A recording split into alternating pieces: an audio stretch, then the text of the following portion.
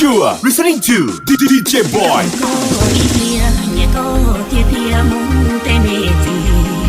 Chẳng Lucia có chỉ thọ nhỉ chẳng thơ kia lo chỉ tao li tu nắng mùa bỏ nhỉ cha có yêu rong trong khu lụp lờ Lucia nhỉ nhà chân chân hậu có thì kia làm gì xa hai phía con lo ý Lucia băng chạy qua lúa trời có bao nhiêu số bò trời tua thì họ ta mùa trong tết trong chân phía chỉ tao bỏ lỡ chế chua tao khá trong hồ trộp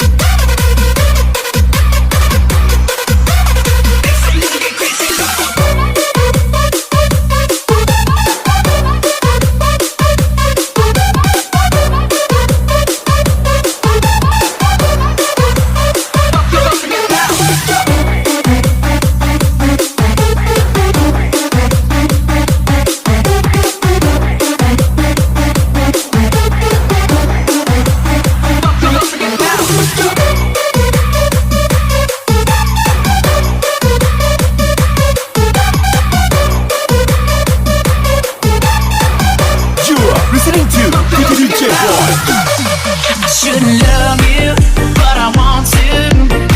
I just can't turn away. I shouldn't see you, but I can't go. I can't look away.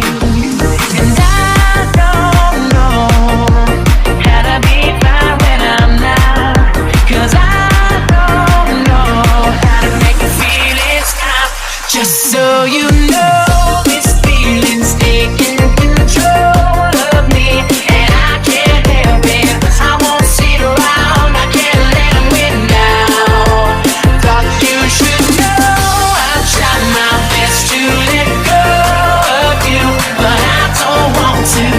Just gotta say it all before I go. Just so you know. One, two, three.